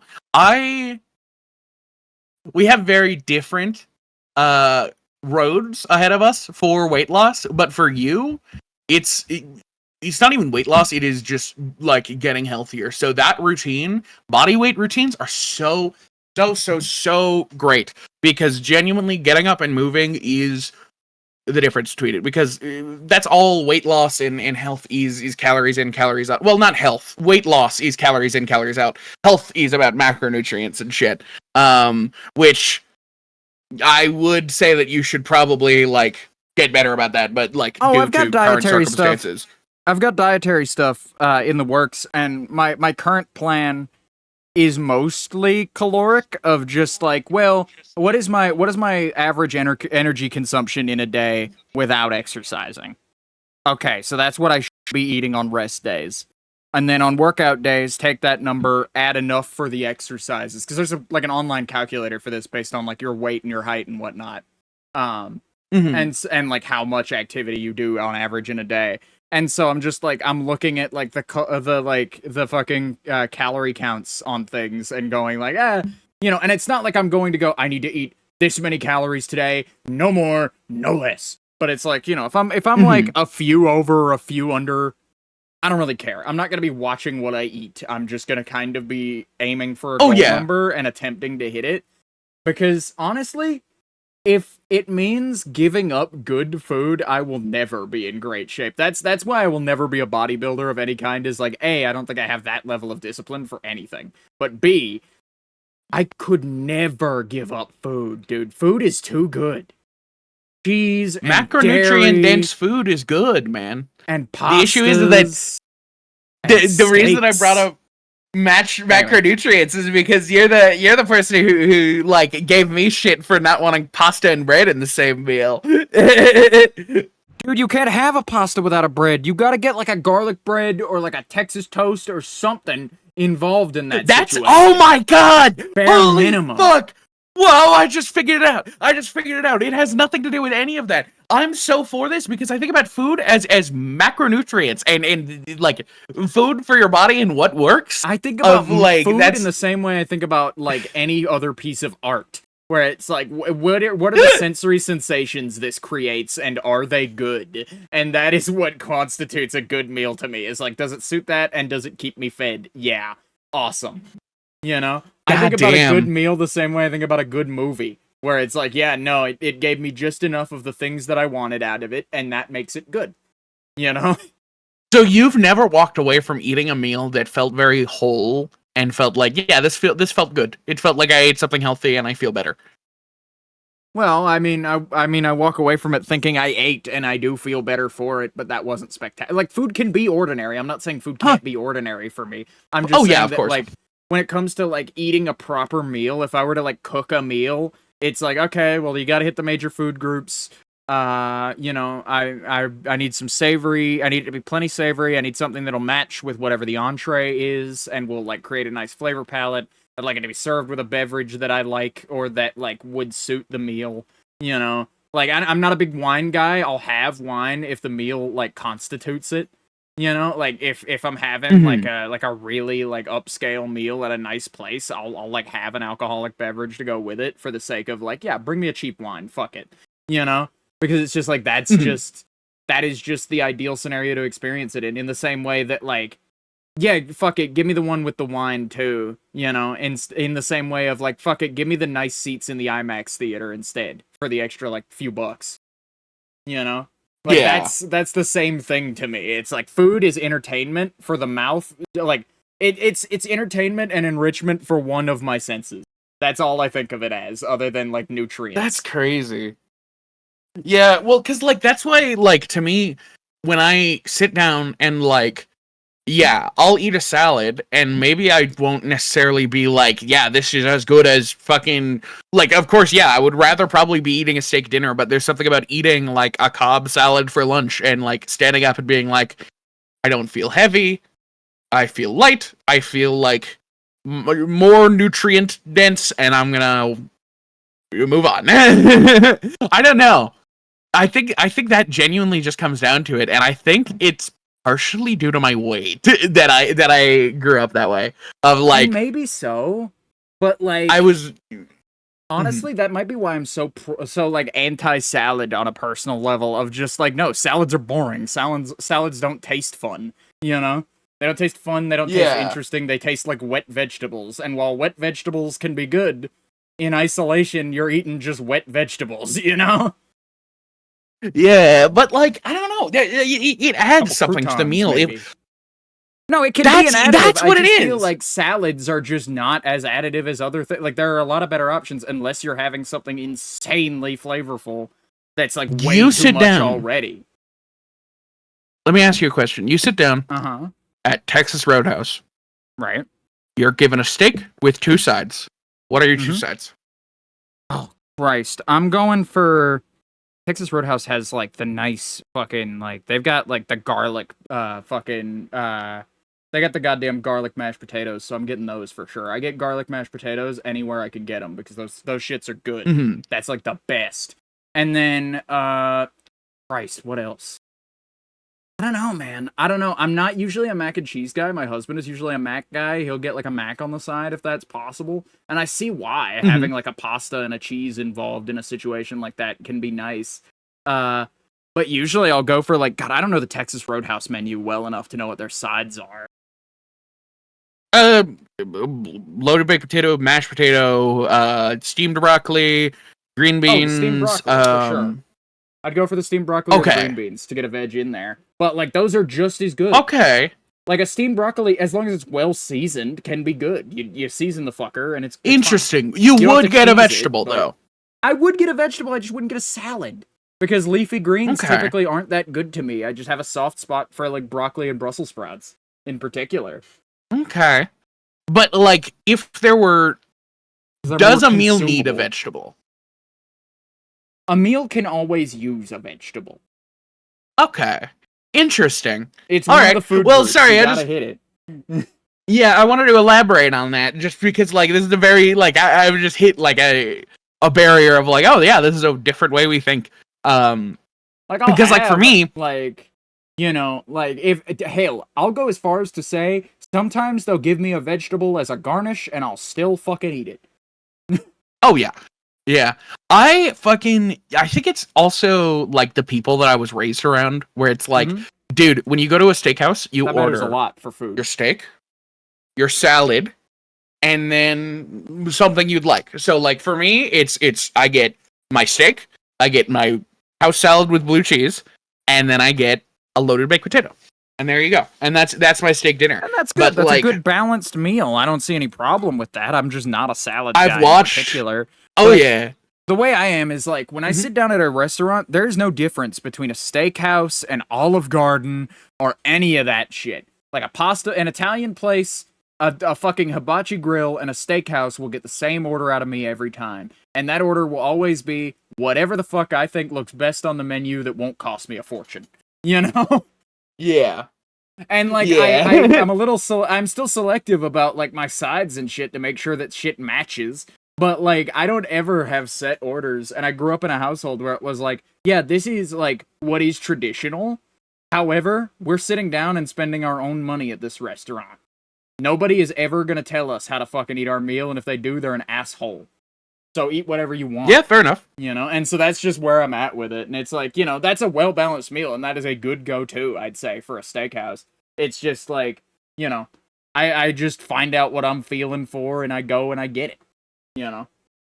Yeah, I've got routines, dude. I go somewhere and I order the same thing every time. And when I want to go somewhere, I go there and that's what I get. Is that weird? It's not weird. I did that for a while when like we were still in that spot where we were only like really going out to eat once or twice a year. So it's like, I have a thing that I get at this restaurant because this is like a special thing to go to a restaurant and sit. It's, you know. It's weirder because I do go to a restaurant multiple times a month. Like I will make my effort to go to restaurants with like friends and family. And that's great. I love going to restaurants, dude. I could do a night of restaurants. Like I could have a whole day. Just let's go see all the restaurants in town and order like at least something small from all of them. You know, and then pick 3 big That's something that I've major meals there. And it's like that would suck. My stomach would hate me by the end of the night, but it'd be fun. And I would totally be down for, like, a food tour. That's why those, like, food and wine tours at, like, Epcot and shit seem like such an amazing time. I'm just like, what do you mean I get to try a bunch of different shit just all at once? Hell yeah. Set me loose. Best part of the park. Yeah. You know? Yeah. I don't know, man. I think I'm an adventurous eater.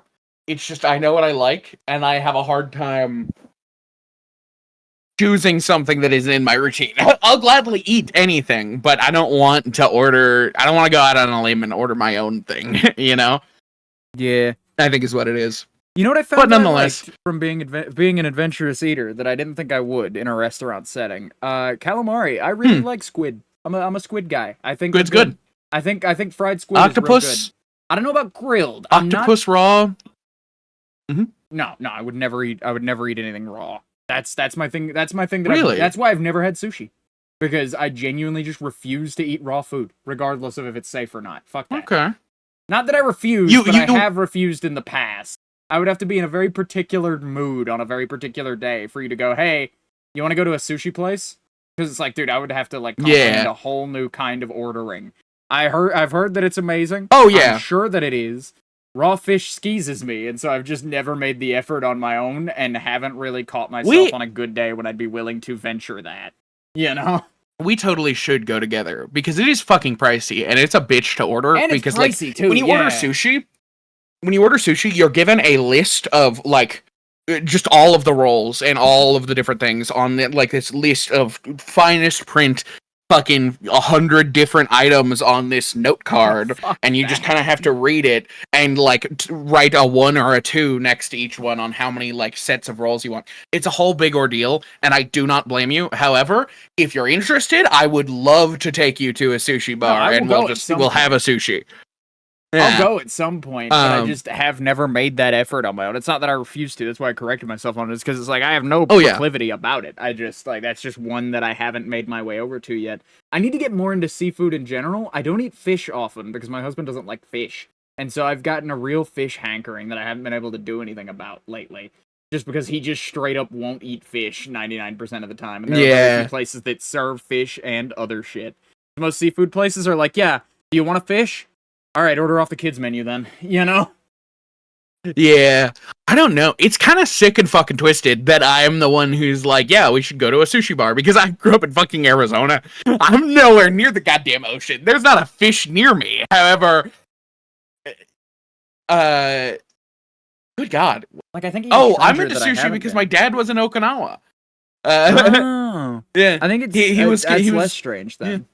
I was gonna say that it's stranger for me to have not had sushi, considering like I live right by the ocean, and like seafood places are not hard to find. I like the islands, like the barrier islands, are covered in them. I can drive like an hour and have access to like any kind of seafood I want.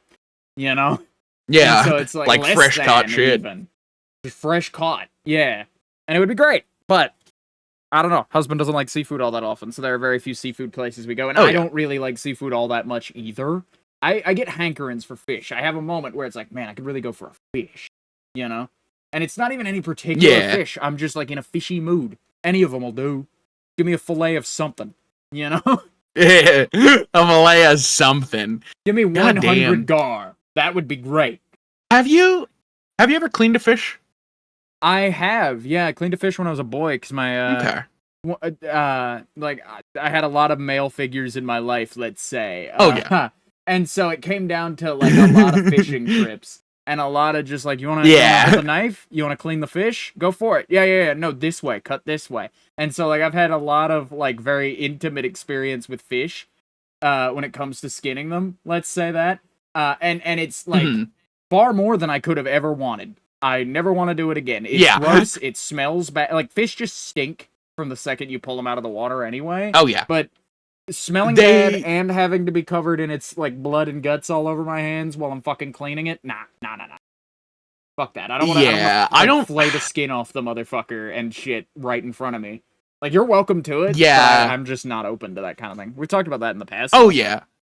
We have, whereas like when we go fishing, we will be catching fish to eat, just because like that's what fishing is good for. Yeah. And I'll just clean them. With the answer to your question specifically being yes, but just enough to know that I never ever want to do it again, because fuck that, it's just not fun or interesting to me.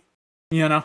Yeah, fair enough. Sorry, you had said fillet of something, and I had a flashback to when I was a kid. I was 12. And my dad, I had asked for a fishing kit. And so he got me a little fishing bag and a little fishing rod. And I have a lake, like a man-made lake. It's filled with fish. Not terribly far from my house. So I went out and I fished. And I caught a fucking bluegill. And it was the first fish I ever caught all on my own. And I don't know if you know this, bluegills are tiny fuckers. They're super thin. They are super, super lean, and they are like not worth it. Never catch a bluegill. But it was the first fish. It was the first fish that I ever caught, and I was like, motherfucker, you gotta. I'm gonna go cook this fish. So I bring it home. I clean the fish, and I attempt to fillet it, and then cook it. And I have a photograph of my 12-year-old little hand holding all of the meat that I got off of this fish bone. By the way, if you're going to be cooking a small fish, do not fillet it. Cook it whole with the bone and shit, man. If you fillet it, you're gonna lose it all. I had a quarter's worth of fish meat in my hand. I am not kidding you, a quarter. And I tried to cook it. I put garlic in the pan. I put onion in the pan. I put it in the pan. So here's the thing about bluegill. It's kind of like tilapia in the way that when you cook it, it flakes. So pretty much by the end of this situation, I had ended up with a pan full of chunks of garlic, chunks of fish the size of the garlic, and chunks of onion, just kind of all amalgamated. So you kind of took a bite and you didn't know what was fish and what was onion and what was garlic, and it was all kind of the same, and it was kind of a dust, but like an oily dust, and it was terrible. I threw it away. I didn't eat it. But that was my first fish story. Died for nothing. Yeah, that fish died for fuck all, and every so often I'll come across that fish in my camera roll and be like, motherfucker, dude, I'm sorry, man. You have to live with the guilt of your camera roll. There's a photo of him, like, on the line as like a, yay, Dad, look at me, I got a fish. And then the next photo in the camera roll is like a fish skeleton and my hand holding, like, two very tiny little fucking fillets. Like you just did that to him. Yeah! Yeah! That's just what he became. But nonetheless, man, I asked just because, like, that was something that I did when I was very young about, like, fishing and, like, cleaning a fish, so I didn't know if that was, like, part of it for you, of, like, you've cleaned too many fish to give a shit, but yeah. That's, like, be a man 101. The thing was, like, I never had one strong male role model in my life, and, like, all the men in my life knew that. Like, all the grown adults in my life knew that. And so there was very big pressure to, like, teach me how to be a man from, like, every adult. And because they were worried I was going to come out like some kind of pansy who makes videos on the internet. Could you imagine? Ugh. Could you imagine? And so it's a lot of, like, yeah, here, let's take an afternoon and I'll teach you how to fight. Or let's take an afternoon and I'll teach you how to lace up your boots. Or here's a knife, here's how you sharpen it. Keep it on you always. You know? Like very stereotypical, like, here you go, son, you know, type behavior. But, like, awkwardly given by friends and relatives, you know, more than anybody else. And so it's just like, you know, I don't know. I didn't get a lot of that, but I did get that. And so I got a very high amount of that, but I got very little of it actually beyond surface level, I'd say. Yeah. I got a lot of that in, like, a very condensed way from my father. He was one of those, like, uber macho guys that I was talking about in the Superman segment about, you know, that kind of gruff thing. But I always had my grandfather, who I would like to say that I'm significantly more similar to, who was a very level-headed kind of guy. And so I had a real father figure, and then I had an ideal, and it's worked well enough for me. I've gotten there. I would say that I like to try to toe the line of, like, yes, I do all the fucking masculine man stuff, but not, like, excessively, you know. I don't feel the need to do that. But anyway, fish. I have a topic we can go to from fish. Do you? So some things I found out. I was doing some research. So remember that GameStop Switch 2 stapler thing where, like, apparently GameStop was stapling the receipts to the front of people's boxes and through the screen of their Switches. Turns out that only actually happened at one GameStop by one employee, but it was, like, a very big GameStop, and it went viral, and so, like, people took that and, like, ran with it. And anyway, I was told it was happening at more than one, but regardless, I looked into it. So they have the stapler that ruined somebody's Switch on day one, and they were like, okay, well, I think as a company, now that we've apologized for this, we've reimbursed the guy, what else can we do? And then they were like, oh, what if we auction off the stapler? And so they auctioned off the stapler for a children's charity, and they made $250,000 off it. Holy fuck! Somebody paid $250,000 for the GameStop stapler. Somebody paid $250,000 for the Stanley stapler. Yeah. That they got from fucking, like, probably the Staples down the street, more than likely. Reportedly, they got it. Speaking of, we have a Staples. Or we had a Staples, and the Staples building has been sitting empty for like a while now. And just today, I drove past it, and there's a Spirit Halloween banner over.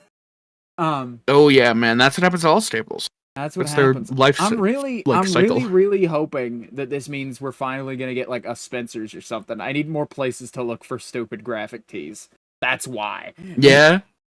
Oh my god. Like, man, I holy could use more shitty graphic t-shirts. They sell like AEW merch, and we're just now getting into AEW, and so like, you know, that would be awesome to have access to locally. Speaking of wrestling merch, I went into a big and tall store. Let's put a pin on this because I have something. Yeah, I have something more. Bring around to your next topic. We'll come back. No. It's this GameStop thing. We're not done here. It gets crazier. What? The CEO of GameStop tweeted about it after the fact, and what he tweeted was, quote, he tweeted about it before it like had finished and said he was disappointed after that it didn't reach this goal. But during the campaign, he said, quote, if this reaches 7 figures, I will fly the winner to Miami, take them to a McDonald's for lunch, and personally deliver them my own pre-owned underwear. What the fuck? Right? What the fuck do you mean by that? Why? What does that have to do with the stapler? I don't know. Maybe he just wanted to raise money for a foundation. I don't know. He's big on it, I guess. I know what it is. Fucking GameStop. So here's something that I learned in business class. There are some things that companies will do that are literally just like they're trying to do something to have better credit for a moment. And it was like, I think GameStop was just like, the CEO was like, fuck, man, if we could donate this amount of money, that would be crazy for GameStop. If GameStop could stop being associated with that fucking stock crash and instead is associated with $250,000 stapler for a children's charity, of course. Yeah, man. No, I just considered because I was like, why the fuck would he do that? No, this is really important to him. This is really important. This bit of good publicity will be the first good publicity that, like, this stuff about the stapler is like the first good publicity GameStop has had in a minute. You're right, dude. I didn't even consider that. Holy shit. God damn. No, I just had this moment because I was like, God damn, the stapler? Why is he pushing for it so hard? But I was like, oh, yeah, right. Because businesses don't just trade in goods, they trade in goodwill. Is what I had to learn. But yeah, that's fucking underwear. Why would anybody why would you say that though? That's a really weird place to go, man. Underwear, dude. Why would we want those? Why is that what you got? What you've got to offer? You surely have some GameStop memorabilia or something. You'd be like that would be weird to have. Where it's like, oh yeah, here's the golden GameStop employee trophy. I have one. Take it. You know, and it's just like some like eBay fodder that I got at my job a decade ago that these nerds would think is cool. Why your underwear? Either way, it's so bizarre. You had a note earlier about a separate topic. You had a thought. Oh yeah, that was going to drive. Yeah, you had mentioned. I just could not leave this without mentioning the underwear thing. I'm sorry. That is fucking insane. I had not gotten there yet, and I was like, no, we have to go back around for that. You have to. But you're talking about getting more graphic tees, and I walk into this big and tall store for the first time ever. What had happened you told me this story the other day. Go for it. Well, not the first time not ever, but the first time in like a year and a half. Yeah, but so my mom had gone out, and we had registered for classes, and then we went out and we had a nice meal. She was like, I don't know, it feels weird to be like all the way in town and not do anything. And she was like, do you want to go to the big and tall store? And I was like, it's fine. They're kind of expensive. And she was like, no, I want to do this. So we went to the big and tall store, and I get in there, and I like gain her around. And of course somebody comes up and he's like, how are you doing? Yada, yada, yada. If you need any help, let me know. It's 20% off and yada, yada, blah, blah, blah. All that. But I walk over to the graphic tees, or my mom does, because I was bought graphic tees for like the entirety of my childhood. I fucking hate graphic tees. I genuinely despise them. I don't know why. I do not like my clothes to have. Can I tell you a story? Mm-hmm. When I was a boy, when I was like going into school, when I was in like kindergarten, it was like, oh, what do we put them in? Well, polo shirts are cheap right now, and they're kind of in right now. Like in like in like a cool way. Let's send our son to school in some fresh ass polo shirts. And then my autistic ass, the minute that I was able to like, okay, you're old enough now that you can pick out your own clothes. I just went, well, I'm used to the polos. I'll just keep wearing those. And I did that for a while. And so now I fucking hate polos. And I'd much rather just wear a fucking t-shirt or like a button-up without hitting that weird in between that a polo is, you know? And it's like, I don't fucking hate them. I'll still wear them. But, like, I definitely have more disdain for them now than I did, and less want to wear them. And so that's a weird, like, back and forth we've had. About just, like, you had it with graphic tees, and I've had it with polos, and now I'm into graphic tees, and you're getting into button-ups. And, like, I'm still into button-ups. I like wearing a button-up. The appeal of a graphic tee is it's something to wear around the house with a cool design on it, and then I can wear it as an undershirt, typically, because my shirts are thick enough that they don't show through anyway. I don't know. I've just always been the kind of guy who it's like my clothes are very like. So, well, I don't really need to like have a reference. My fucking character's model. This like black T-shirt with a flannel is like one of my outfits. I'll do a colored T-shirt with a black jean jacket over it, my punk jacket that I have, and then I'll also do like just buttoned up. Like a button-up shirt, and that's it. Like, that's what I go for. But I go in there, and yada, yada, yada. We walk up to the graphic tees, and my mom's like, hey, do you want any of these? And I look up at it, and it's a graphic tee panel. They all look the same to me. They're all, like, weird pop culture that's kind of stilted in a bizarre way. So I just look at it, and Rick the and one Morty thing still floating around. There still is all There's the time. Always there were 4 of them. Like, and they're a different design every time. It's never just like a generic. Oh, there's a Rick and Morty shirt. It's got Rick. It's got Morty. It's got the portal. It's got the Rick and Morty logo. There you go. You know, it's always a new design with some new bullshit on it. 4 of the 30 shirts that were on that wall were Rick and Morty. I didn't take note of it, but that was true. Like how the one that I did take note of. Go away. The one you took note of? Go ahead. Dude, I came so close to buying it just for a bit. Dude, I walk up to it and I look and I see, is that the WWE logo? Oh, we've been getting into WWE somewhat recently, but we're not terribly into it. But this is an official WWE merch. This is an Attitude Era WWE shirt. There's The Rock with hair on this, and Stone Cold Steve Austin. And I just had this moment where I was like, this is one of the few things at the Big and Tall store, man. Why the fuck? This is why I don't have clothes. Oh, man. Because it's a limited. Okay. Like, I get it. You have to buy clothes within a certain demographic of clothing. What they decide to stock in this store is all you got. And so, like, when 4 of those slots are Rick and Morty shirts, and one of them is an Attitude Era WWE shirt, which I would probably buy, honestly. I would probably wear the fuck out of it. But, like, and those aren't things that you want to wear. Yeah, no, that sucks, buddy. Like that's a 5 out of 30. That's like what? A 6? Yeah, like that's a 6th of your options. Something like that. Yeah, that's a 6th. Yeah, are like those weird things. Not that weird necessarily, but just not for me. Yeah. And it's just one of those things where it's like, man. But this guy, I haven't even gotten into the main part of the story. I just wanted to talk about the Attitude Era shirt because about shirts, it was funny. That was a good aside. Go ahead. I go to the back and I go to like the clearance section with a bunch of clearance button-ups, and you know we're picking out some stuff. We're having a chat. You know, I grab some shirts. And then the guy comes back over to me who, like, introduced himself when we walked into the store, and he was like, oh, wow, that shirt looks really good. Oh, you know, that we have another one that is kind of similar to that, but it's in this pattern, and he walks over to it, and he starts, like, shifting through it, and I'm really particular about my style, man. I'm sure you know. I would rather wear, like, boring, plain shit than wear something that I don't like. I don't know why. And he starts just like picking out these shirts, and I'm like, oh yeah, okay, yeah, we'll try it on, sure, I'll try it on, man. And I was like, yeah, this one isn't in tall, and he was like, yeah, well, here, try it in we have it in big, but we don't have 5X. It in tall.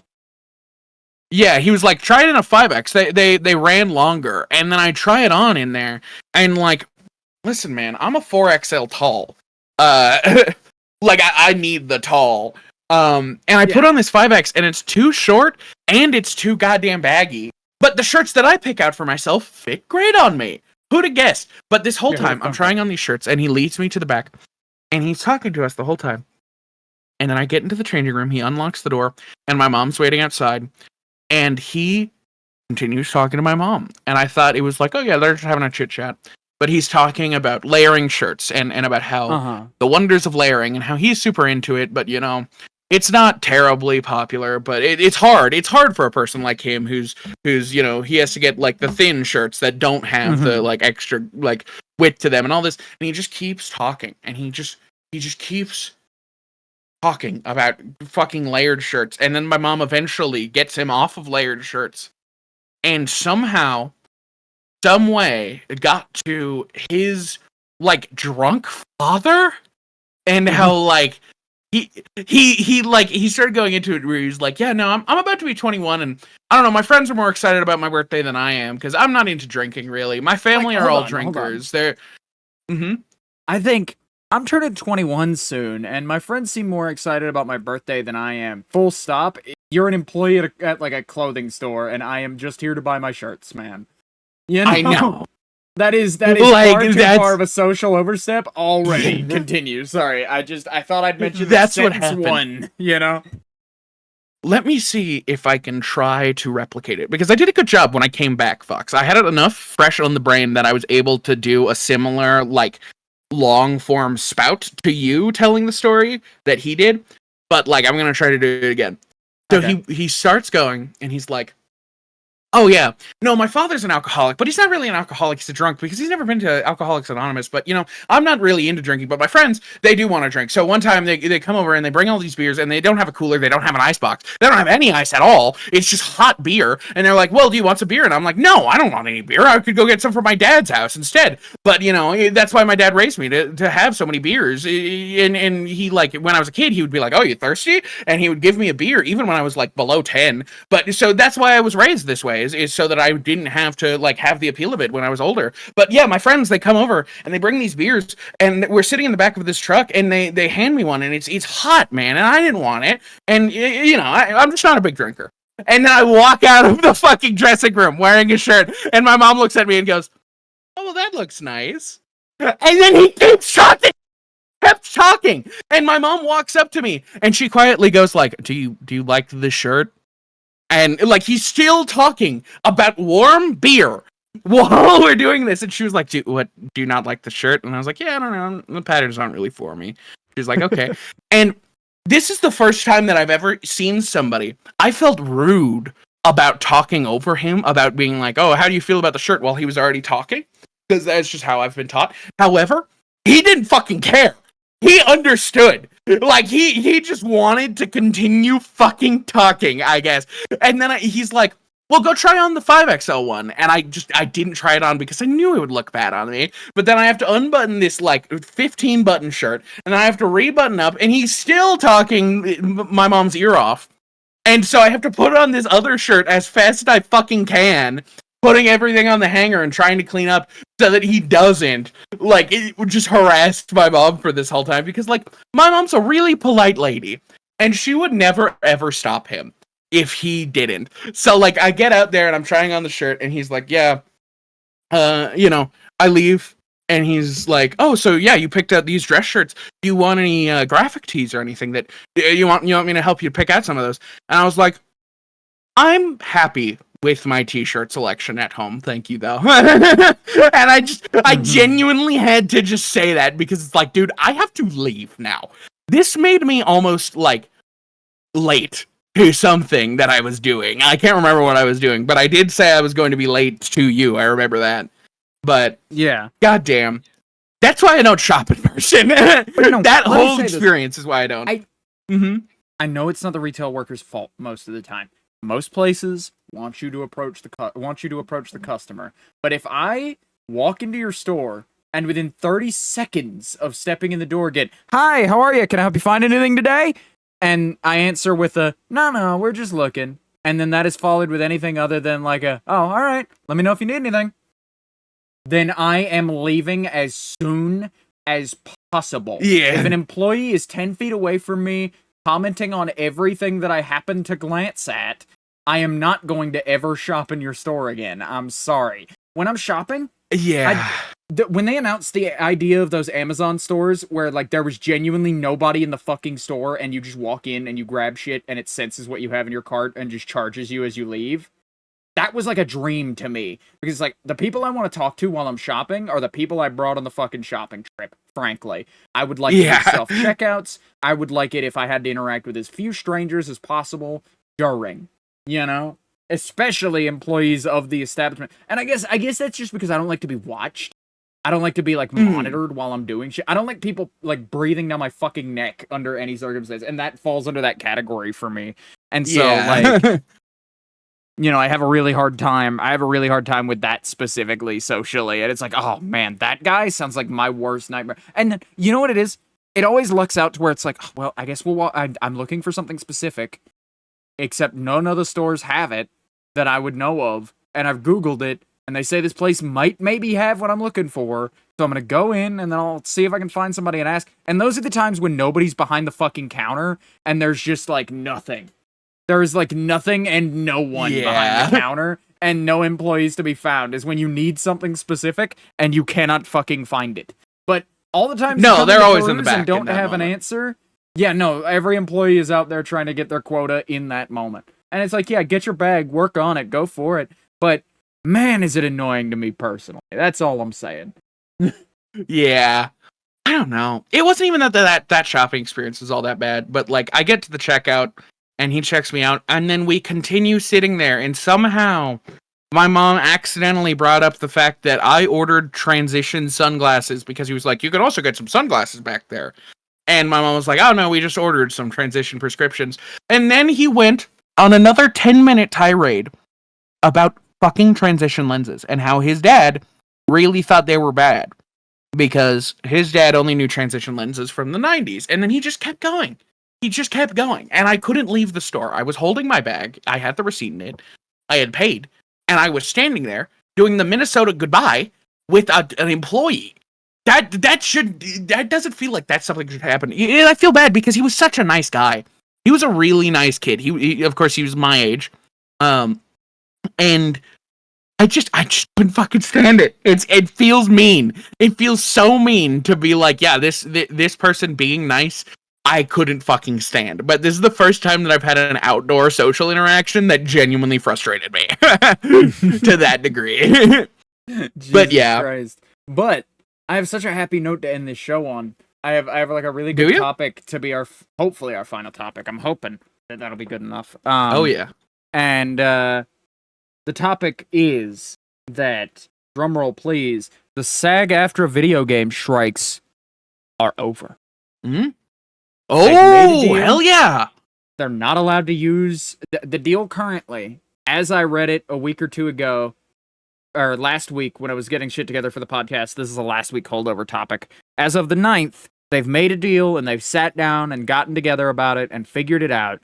And bada bing, bada boom, actors own their likenesses by default. Good. Forever. Good. In perpetuity. A company is literally legally not allowed to use somebody's likeness after death unless expressly given permission.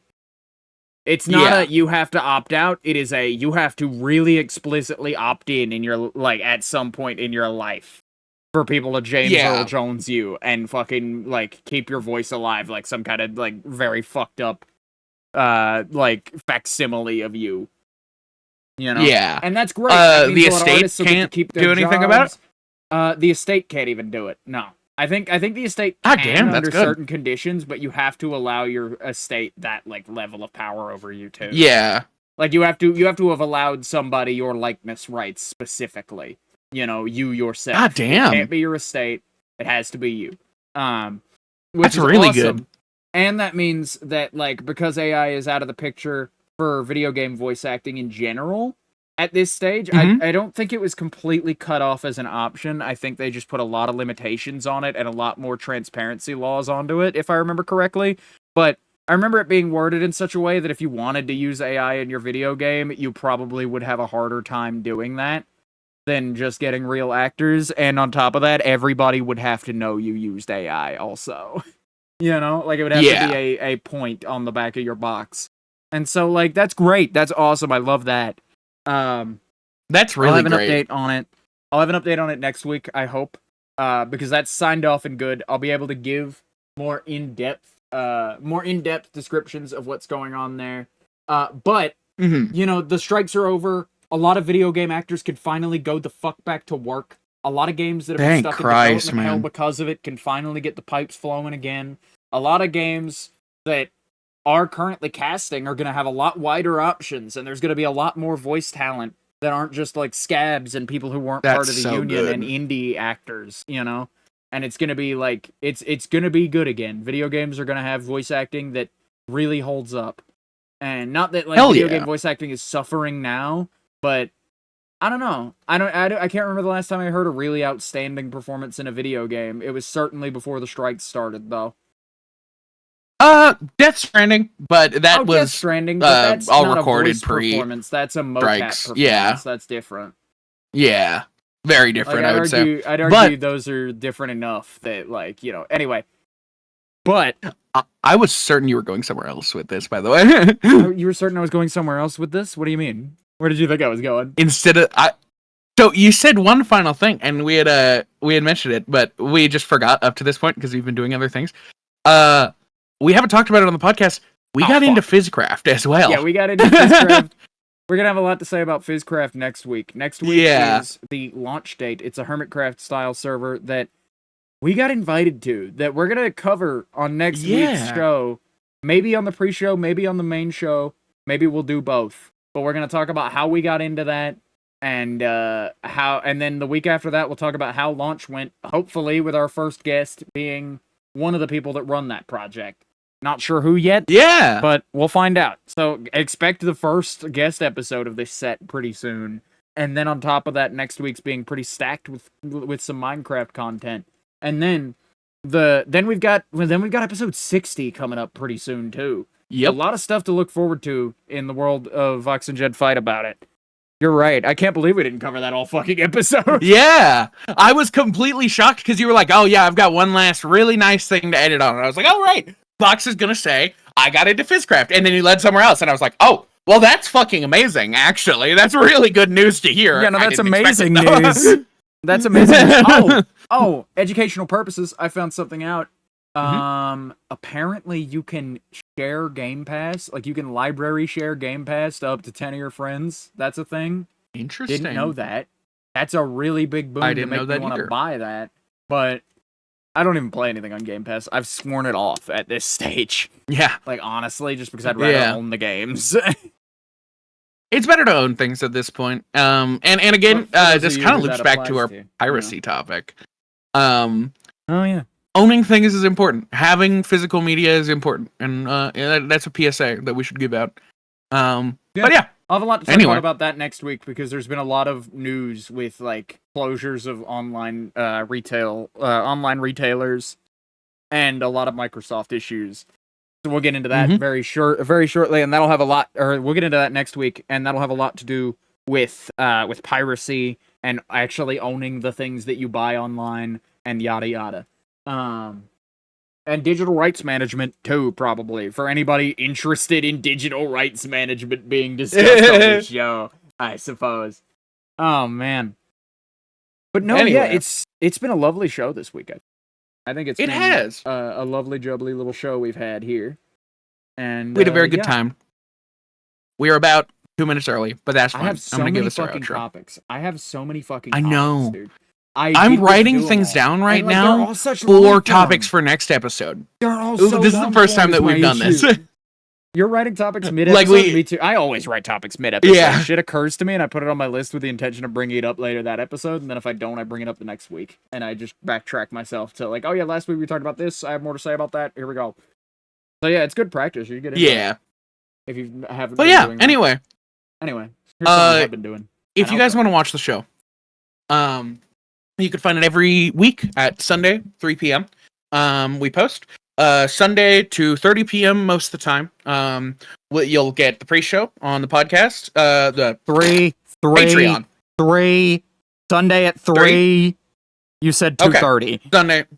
I said 2:30 for the pre-show on the Patreon is what I was saying. Oh. Yeah. Pre-show's at 2:30. Pre-show's Yeah. at 2:30. You're right. I thought you were Pre-show's saying at we 2:30 post on the the Patreon. show at 2:30, and I was like, no, we do that live on a platform. It's important to get this right. Yeah. No. 2:30 on Patreon. You can watch the pre-show. Go right into the main show if you'd like to. And then we're also going to have a stream this Sunday, more than likely. If you want to check that out, it should happen right at the end of this premiere. So if you're watching this live, go watch us live again. And we'll see all y'all live for real on the next episode.